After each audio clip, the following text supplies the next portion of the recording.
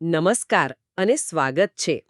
આજે આપણે શ્રી પ્રેમાનંદજી મહારાજના એક ખૂબ જ રસપ્રદ સત્સંગ સત્રની વાતો કરીશું.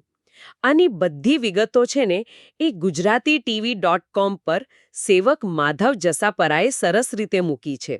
અને આખું સત્ર પ્રશ્નોત્તરી જેવું છે. મતલબ લોકોના મનમાં જે સવાલો હોય ને જીવન અને ભક્તિ વિશેના, એના જવાબ ખુદ મહારાજશ્રીએ આપ્યા છે. આપણી આ ચર્ચાનો હેતુ એમ સમજો કે બધા ગુજરાતી પ્રેમી શ્રોતાઓ માટે આમાંથી જે મુખ્ય વાતો છે ને એને સમજવી. બરાબર. એટલે આપણે ખાલી સવાલ જવાબની યાદી નથી જોવાના, પણ મહારાજશ્રી જે કહે છે એની પાછળનો ઊંડો અર્થ શું છે, એમનું માર્ગદર્શન, એમનો અનુભવ એ સમજવાનો પ્રયત્ન કરીશું. અને ખાસ તો આજકાલના જીવનમાં આ બધી વાતો કેટલી કામની છે એના પર ધ્યાન આપીશું. સરસ. તો ચાલો બહુ સમય નહીં લઈએ. સેવક માધવ જસાપરાએ જે આ પ્રશ્નોત્તરી રજૂ કરી છે એમાં ઊંડા ઉતરીએ, જોઈએ કે આપણને શું મળે છે. શરૂઆત કરીએ પેલું નામ જપ અને ભક્તિની શક્તિથી. એના પર ઘણા સવાલો હતા. એક બહુ સામાન્ય પણ અગત્યનો સવાલ હતો સુષ્મા સારસ્વતજીનો, કે ભાઈ પૂજા કે માળા કરીએ ત્યારે મન આમ તેમ ભટકી જાય, વિચારો આવ્યા કરે, તો શું કરવું? ઘણીવાર થાય આવું, નહીં? હા હા, બધાને થાય. અને મહારાજશ્રીનો જવાબ છે ને, એ સાંભળીને ખરેખર શાંતિ થાય. એ કહે છે, મન ભટકે, ભલે ભટકે, એનું કામ જ એ છે. તમે નામજપ કરવાનું ચાલુ રાખો, બંધ ન કરો. મન તો પેલું ભૂતકાળ ને ભવિષ્યના વિચારો લાવ્યા જ કરવાનું, કારણ કે એ હજી એમ કહો ને કે પૂરેપૂરું શુદ્ધ નથી. નામજપ એ જ તો એને શુદ્ધ કરવાની લીધ છે. એટલે એમ કે મન ભટકે એનાથી નિરાશ થઈને જપ જ છોડી દેવાનો, એવું નહીં? ના ના, જરાય નહીં. મહારાજશ્રી સમજાવે છે, ધીરજ બહુ જરૂરી છે, ખૂબ જ. જેમ પેલું પાણી ખબર છે પથ્થર પર સતત પડ્યા કરે તો નિશાન પાડી દે, એમ જ આ નામ જપનું છે સતત અભ્યાસ. હા. એનાથી મનની આ ભટકવાની ટેવ છે ને એ ધીમે ધીમે ઓછી થશે જ. એટલે અહીં મુખ્ય વાત છે સતત અભ્યાસ. ફળની ચિંતા નહીં કરવાની, બસ કરતા રહેવાનું. આ એક જાતનું માનસિક શુદ્ધિકરણ જ છે. આ ખરેખર રાહતની વાત કહેવાય. હવે એક બીજો સવાલ હતો સાઈરાજ શ્રી મહારાજનો, થોડો અલગ છે.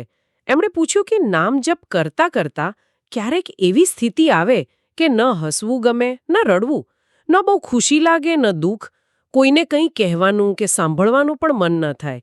તો આ શું છે? સારું કહેવાય? હા, અને મહારાજશ્રી આને બહુ જ પોઝિટિવ નિશાની ગણાવે છે. એ કહે છે કે આ તો ભજનનું પ્રભાવ છે. ભાગવતિક વૃત્તિ વધે ને એની આ નિશાની છે. જેમ જેમ સાધના ઊંડી થાય તેમ પેલું 5 સાંસારિક વિષયોમાં અરુચિ થવા માટે. કયા 5?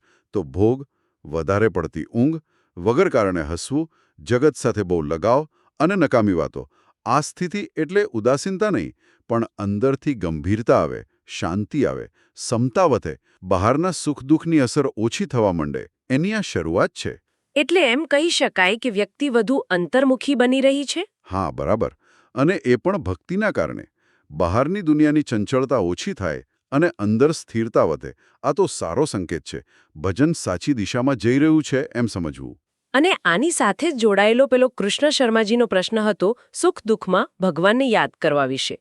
આપણે તો એમ માનીએ કે દુઃખમાં તો બધા યાદ કરે, પણ મહારાજશ્રી કંઈક જુદું કહે છે. સાચી વાત. મહારાજશ્રી કહે છે કે મોટાભાગના લોકોનું કેવું હોય, સુખ આવે એટલે ભોગવિલાસમાં ડૂબી જાય, ભગવાન ભૂલાઈ જાય, અને દુઃખ આવે ત્યારે ભગવાનને દોષ આપે, ફરિયાદ કરે, સાચું સ્મરણ ન થાય. એટલે તેઓ ભાર દઈને કહે છે કે સાચો અભ્યાસ તો એ છે કે સુખના સમયમાં ભગવાનને વધુ યાદ કરવા. પણ એવું કેમ? સામાન્ય રીતે તો લાગે કે સુખમાં શું જરૂર છે ભગવાનને યાદ કરવાની? કારણ છે. જો સુખમાં જ્યારે મન શાંત હોય, ખુશ હોય, ત્યારે ભગવાન સાથેનું જોડાણ મજબૂત કર્યું હોય, યાદ કરવાની ટેવ પાડી હોય, તો પછી જ્યારે દુઃખ કે મુશ્કેલી આવે ને, ત્યારે એ જોડાણ આપોઆપ વધુ ઊંડું બને, હિંમત રહે, સહારો મળે. પણ જો સુખમાં જ યાદ ન કર્યા હોય, તો દુઃખમાં અચાનક સાચું સ્મરણ ક્યાંથી થાય? એટલે જો દુઃખમાં યાદ નથી આવતા ભગવાન, તો સમજવું કે આપણી નિષ્ઠા, પ્રેમ, અભ્યાસ એમાં હજી કચાશ છે. સુખમાં કરેલું સ્મરણ દુઃખ સામે રક્ષણ આપે છે. આ બહુ જ મહત્વની વાત કહી. ચાલો, આ નામ જપ અને ભક્તિની વાત થઈ. હવે થોડા ગહન વિષયો તરફ જઈએ. કર્મ, ઈચ્છા, નિયતિ, એના પર પણ કેટલાક મૂંઝવતા પ્રશ્નોના જવાબ મહારાજશ્રીએ આપ્યા છે. હા, પારુલજીએ પેલો ગીતાનો શ્લોક છે ને, કર્મણીએ એવાધિકાર અસ્તે માં ફલીશું કદાચન, એના વિશે પૂછ્યું હતું. હા, એમનો સવાલ બહુ સરસ હતો કે જો ફળની ઈચ્છા ન રાખવી જોઈએ તો પછી ભગવાનને મળવાની ઈચ્છા રાખવી, એમના રૂપ જોવા, એમની લીલામાં જવું, મોક્ષની ઈચ્છા, તો આ બધી ઈચ્છાઓ પણ ફળની ઈચ્છા એટલે કે કામના ન કહેવાય? હા, આ તો ખરેખર મૂંઝવતો સવાલ છે. શું કહ્યું મહારાજશ્રી આના પર? મહારાજશ્રીએ બહુ સ્પષ્ટ ભેદ પાડ્યો. એમણે કહ્યું કે પરમાત્માને લગતી જે પણ ઈચ્છાઓ છે, ભગવાન મળે, એમની સેવા મળે, એમની પાસે જવાય, મોક્ષ મળે, આ બધી ઈચ્છાઓ કામના નથી, એ તો નિષ્કામતા જ છે. આવી આધ્યાત્મિક ઈચ્છાઓ તો કલ્યાણકારી છે. એ બાંધતી નથી, પણ બંધન તોડે છે. કામના કઈ? જે શરીર અને સંસાર સાથે જોડાયેલી છે. પૈસા, પદ, પ્રતિષ્ઠા, ભોગની વસ્તુઓ વગેરે વગેરે. આ ભૌતિક ઈચ્છાઓ છોડવાની છે. ભગવાન માટેની તડપ એ તો ભક્તિ છે. બા, આ તો બહુ જ સરસ રીતે સ્પષ્ટ થઈ ગયો. એટલે ભગવાનને પામવાની તીવ્ર ઈચ્છા રાખવી એમાં કંઈ ખોટું નથી, ઉલટું એ જ સાચો રસ્તો છે.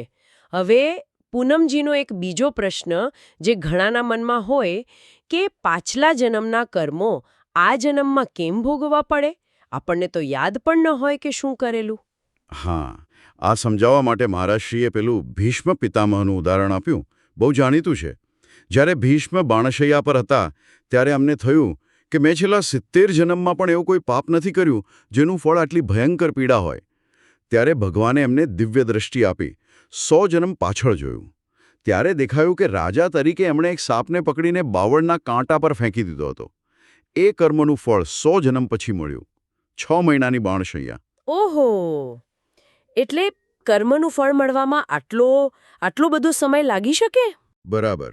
મહારાજશ્રી કહે છે કે ભગવાનની જે ન્યાય વ્યવસ્થા છે ને, એ અત્યંત વિશાળ અને અચૂક છે. કોઈ ભૂલ નહીં. કેટલાય બ્રહ્માંડોનો હિસાબ હોય. આપણા કર્મોનું ખાતું ક્યારે ખુલશે એ નક્કી નહીં, પણ જ્યારે ખુલશે ત્યારે ફળ તો મળશે જ, સારું કે ખરાબ. ત્યાં કોઈ લાગવગ કે લાંચ રૂશ્વત ન ચાલે. આ સમજ આપણને શીખવે છે કે જૂના કર્મો ભોગવવા પડે ભલે, પણ અત્યારે સારા કર્મો કરતા રહેવું કેટલું જરૂરી છે. આ કર્મ સિદ્ધાંતની ગહનતા સમજાય એવી વાત છે.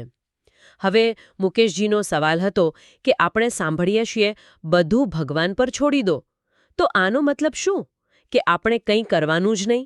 આપણી ભૂમિકા ઝીરો? મહારાજશ્રી બહુ સ્પષ્ટ કહે છે કે આ સ્થિતિ કે બધું ભગવાન જ કરે છે, હું કંઈ નથી કરતો, આ કહેવું બહુ સહેલું છે, પણ અનુભવવું એ બહુ અઘરું છે. આ તો બહુ ઊંચી આધ્યાત્મિક અવસ્થા છે. જ્યાં સુધી આપણામાં પેલો હું કરું છુંનો ભાવ છે, કરતાપણું, અને હું ભોગવું છું ભોગતાપણું, આ અહંકાર જીવે છે ને, ત્યાં સુધી આપણે કર્મોના બંધનમાં જ છીએ અને એના ફળ પણ ભોગવવા જ પડે. પછી બધું ભગવાન પર છોડી દેવું એ સ્થિતિએ પહોંચાય કેવી રીતે? એ તો સાધનાથી જ શક્ય બને. જ્ઞાની પુરુષ સમજે કે બધું પ્રકૃતિના ગુણોથી થાય છે. ભક્ત સમજે કે બધું ભગવાનની ઈચ્છાથી થાય છે. બંને સ્થિતિમાં પેલો હું કરું છુંનો ભાવ ઓગળી જાય. ત્યારે વ્યક્તિ કર્મના ફળથી મુક્ત થાય. પણ આ ખાલી બોલવાથી ન થાય. સતત સાધના કરવી પડે, અહંકાર છોડવો પડે, દેહાભિમાન જાય પછી જ આ શક્ય બને. સમજાઈ ગયું. પેલો કરતાપણાનો ભાવ છોડવો એ જ મુખ્ય વાત છે. હવે ગુરુ અને આધ્યાત્મિક માર્ગદર્શનની વાત કરીએ. આરતીજીએ પૂછ્યું હતું કે ગુરુ પર તો પૂરો ભાવ છે, નિષ્ઠા છે, પણ એવી ઈચ્છા રાખવી યોગ્ય કે ગુરુદેવ મને પ્રિયા પ્રીતમ એટલે કે રાધા કૃષ્ણના રૂપમાં દર્શન આપે? આનો મહારાજશ્રીએ બહુ સુંદર જવાબ આપ્યો. એમણે કહ્યું કે જુઓ, સૌથી પહેલાં તો જે ગુરુએ રસ્તો બતાવ્યો, નામ આપ્યું, મંત્ર આપ્યો, એમના પર અતૂટ શ્રદ્ધા રાખો, નિષ્ઠા રાખો. પેલો શ્લોક છે ને, ગુરુર બ્રહ્મા ગુરુર વિષ્ણુ, એ ભાવ એકદમ દૃઢ કરો. ગુરુ, મંત્ર અને નામ જપ, આના પર પૂરો ભરોસો રાખીને સાધના ચાલુ રાખો. જો આમ કરશો ને તો શ્રીજીના દર્શન તો માગ્યા વગર જ થઈ જશે, આપોઆપ. ગુરુના ચરણોમાં એટલો ભાવ રાખો કે જાણે એ યુગલ સ્વરૂપ જ છે, પ્રિયાપ્રીતમથી પણ વધારે. કારણ કે શાસ્ત્રો કહે છે, રામ સે અધિક રામ કર દાસા. ભગવાન કરતાં પણ એમના ભક્તનું, અહીં ગુરુનું મહત્વ વધારે છે. કારણ કે એ જ ભગવાન સુધી પહોંચાડે છે. ગુરુકૃપા વગર ઇષ્ટ ના મળે. એટલે ગુરુનિષ્ઠા એ સૌથી પહેલું અને મહત્વનું પગલું છે, ખરું ને? આ જ વાતમાં નાયબ સુબેદાર નવીનકુમારજીએ પૂછ્યું કે ભક્તિ મેળવવા માટે પહેલા શિવજીની પૂજા કરવી કે શ્રીજી એટલે કે રાધારાણીની? મહારાજશ્રી એકદમ સ્પષ્ટ કહે છે, શાસ્ત્રો અને સંતોના મત પ્રમાણે ભક્તિ જોઈતી હોય તો પહેલા ભગવાન શંકરની આરાધના કરવી જોઈએ. એમણે તુલસીદાસજીનું પ્રમાણ પણ આપ્યું. જા પર કૃપા ન કરે પુરારી શિવજી, સો ન પાવે મુનિભક્તિ હમારી, ભગવાન રામ કહે છે. અને બીજું, શંકર ભજન બિના નર ભક્તિ ન પાવે મોરી. મતલબ કે શિવજીની કૃપા વગર ભગવાન વિષ્ણુ કે કૃષ્ણની ભક્તિ મળવી ખૂબ મુશ્કેલ છે. મહારાજશ્રી પોતે પણ કહે છે કે એમને પણ મહાદેવની કૃપાથી જ આ રસ્તો મળ્યો છે. શિવજી તો આશુતોષ છે, જલ્દી રાજી થાય અને ભક્તિ આપે. આ તો ઘણા માટે નવી વાત હશે. શિવકૃપાનું આટલું બધું મહત્વ છે ભક્તિ માર્ગમાં? અચ્છા, હવે શ્વેતાજીનો પ્રશ્ન, નિર્ગુણ ભક્ત કેવી રીતે બનવું? મહારાજશ્રી સમજાવે છે કે નિર્ગુણ ઉપાસના કરવી હોય ને તો કોઈ એવા સદ્ગુરુ પાસે જવું પડે જે પોતે એ નિર્ગુણ તત્વને જાણતા હોય. એમના માર્ગદર્શનમાં પછી વેદાંત, ઉપનિષદ વગેરેનો અભ્યાસ કરવો પડે. એમાં નિરાકાર, નિર્ગુણ બ્રહ્મનું જ્ઞાન છે. પણ સૌથી મહત્વની વાત એમણે એ કહી કે ખરેખર તો આપણું પોતાનું જે મૂળ સ્વરૂપ છે ને, આત્મા, એ જ નિર્ગુણ અને નિરાકાર છે. આપણે ભૂલથી પોતાને આ શરીર અને મન માની લીધા છે, જે આકારવાળા છે. એટલે ગુરુ જે શાસ્ત્રોક્ત સાધન બતાવે, જેમ કે ધ્યાન, વિચાર, એનાથી આ ખોટી માન્યતા દૂર કરવાની અને પોતાના સાચા, નિરાકાર આત્મ સ્વરૂપમાં સ્થિર થવાનું, એ જ નિર્ગુણ ભક્તિ કે જ્ઞાન માર્ગ છે. ઓહ, એટલે કે પોતાના સાચા સ્વરૂપને ઓળખવું એ જ નિર્ગુણ ઉપાસનાનો સાર છે. અને એના માટે પણ ગુરુ તો જોઈએ જ. ખૂબ સરસ.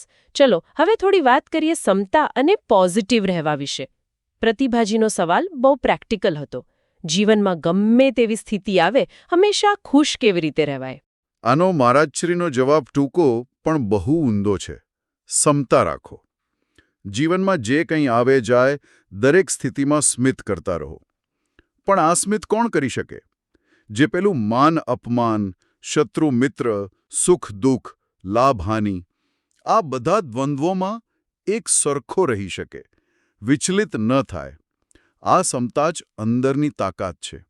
એ હોય તો મોટામાં મોટું દુઃખ પણ હસીને સહન થઈ જાય. પણ આ સમતા આવે ક્યાંથી? કહેવું તો સહેલું છે, કરવું અઘરું છે ને? બરાબર. એટલે જ મહારાજશ્રી એનો ઉપાય પણ બતાવે છે. આ સમતા કંઈ એમ જ નથી આવતી. એ ધીમે ધીમે કેળવાય છે. 3 વસ્તુઓના નિયમિત અભ્યાસથી. એક તો નામ જપ, બીજું શાસ્ત્રોનો સ્વાધ્યાય, એટલે સારા પુસ્તકો વાંચવા, વિચારવા, અને ત્રીજું સત્સંગ, એટલે સંતોનો સંગ અથવા સારા લોકોનો સંગ. આ 3 વસ્તુઓ લાંબા સમયે મનને સ્થિર અને સમ બનાવે છે. આ તો થઈ પોતાની જાત પર કામ કરવાની વાત. પણ જ્યારે બીજા લોકો તરફથી નેગેટિવિટી આવે ત્યારે? સુમનજીએ પૂછ્યું કે ગમે તેટલું કરીએ, ક્યારેક બીજા માટે ખરાબ વિચાર કે દુર્ભાવના આવી જ જાય છે. એનું શું કરવું? આના માટે પણ મહારાજશ્રીનો એક જ અચૂક ઉપાય, નામ જપ. એ કહે છે કે આ કોઈના સમજાવવાથી કે આપણે પોતે સમજીએ એનાથી નહીં જાય. જેમ જેમ નામ જપ વધશે ને, હૃદય શુદ્ધ થશે, તેમ તેમ આપોઆપ સારા વિચારો, સદ્ભાવના વધશે, અને ખરાબ વિચારો, દુર્ભાવના, એ બધું ઓછું થતું જશે. જ્યારે ભજનનું બળ વધે ત્યારે તો એવી સ્થિતિ આવે કે જે માણસ આપણી સાથે ખરાબ વર્તન કરતો હોય ને, એનામાં પણ ભગવાન દેખાય. આ બુદ્ધિની વાત નથી, અનુભૂતિની વાત છે. અને એ ફક્ત દૃઢ ભજનથી જ આવે. અને કનિકાજીનો પ્રશ્ન પણ કંઈક આવો જ હતો. જ્યારે આપણા બહુ નજીકના લોકો, જેમની આપણે ઇજ્જત કરતા હોઈએ, એ જ આપણને પ્રેમ કે માન ન આપે, ત્યારે બહુ દુઃખ થાય. એ વખતે શું કરવું? હા, આવી સ્થિતિમાં મહારાજશ્રી ઉદાસીન રહેવાની સલાહ આપે છે. ઉદાસીન એટલે દુઃખી થવાનું નહીં, પણ અલિપ્ત રહેવાનું. મતલબ એમની સાથે બહુ મિત્રતા પણ નહીં, દુશ્મની પણ નહીં, બસ સામાન્ય વ્યવહાર રાખવાનો. અને પોતાનું ધ્યાન ભજનના, ચિંતનમાં, નામ જપમાં લગાવી દેવાનું. જો આપણામાં ભજનનું બળ હશે ને, તો એમનું ખરાબ વર્તન આપણા મનને બહુ અસર નહીં કરે, દુઃખી નહીં કરી શકે. પણ જો ભજન નબળું હશે, તો એ જ વાત મનમાં ઘૂમ્યા કરશે, નેગેટિવ વિચારો આવશે, ડિપ્રેશન પણ આવી શકે. એટલે અહીં પણ ઉપાય તો પેલો, ભજનથી અંદરની શક્તિ કેળવવાનો જ છે. સાચી વાત. આપણી અંદરની સ્થિતિ જ નક્કી કરે છે કે બહારની સ્થિતિ આપણને કેટલી અસર કરશે. હવે આપણે સાધનાના કેટલાક વ્યવહારિક પાસાઓ જોઈએ. એમાં પણ સરસ પ્રશ્નો હતા. નીતા તિવારીજીએ પોતાનો અનુભવ કહ્યો કે શ્રાદ્ધનું ભોજન ખાધું પછી એમના ભજન ભાવમાં ફરક પડી ગયો, સ્મરણ છૂટી ગયો. તો શું શ્રાદ્ધનું ભોજન ખાવું યોગ્ય છે? આ બાબતે મહારાજશ્રી પેલી શાસ્ત્રોક્ત વિધિ પર ખૂબ ભાર મૂકે છે. એ કહે છે કે શ્રાદ્ધ મૂળ તો પિતૃઓ માટે બ્રાહ્મણોને જમાડવા માટે છે. જો ઘરમાં શ્રાદ્ધ કરો તો શાસ્ત્ર પ્રમાણે ઓછામાં ઓછા એક સારા બ્રાહ્મણને બોલાવી, પગ ધોઈ, પૂજા કરી, આદરથી બેસાડી, ભોજન કરાવી, દક્ષિણા આપી વિદાય કરવા. પછી એ ભોજન પ્રસાદ તરીકે લઈ શકાય, પણ જો ખાલી ઘરના લોકો જ જમી લે તો એ શાસ્ત્રોક્ત વિધિ નથી. દરેક ધાર્મિક ક્રિયા પાછળ છે ને એક ચોક્કસ કારણ હોય છે. ઊર્જાનું વિજ્ઞાન હોય છે. વિધિ પ્રમાણે કરો તો લાભ થાય, અને કોઈ નકારાત્મક અસર હોય તો એનાથી બચી શકાય. મનમાની કરીએ તો પરિણામ પણ એવું જ મળે. એટલે કે વિધિનું પાલન કરવું એ ખાલી કર્મકાંડ નથી, એની પાછળ કારણ છે. બીજો એક અનુભવ પ્રીતિજીનો હતો. એમણે કહ્યું કે વૃંદાવનમાં એમનાથી અજાણતા કોઈ સંતનો માનસિક અપરાધ થઈ ગયો અને મથુરામાં પણ કંઈક થયું. એના કારણે ભજનમાં આળસ ને અરુચિ આવી ગઈ.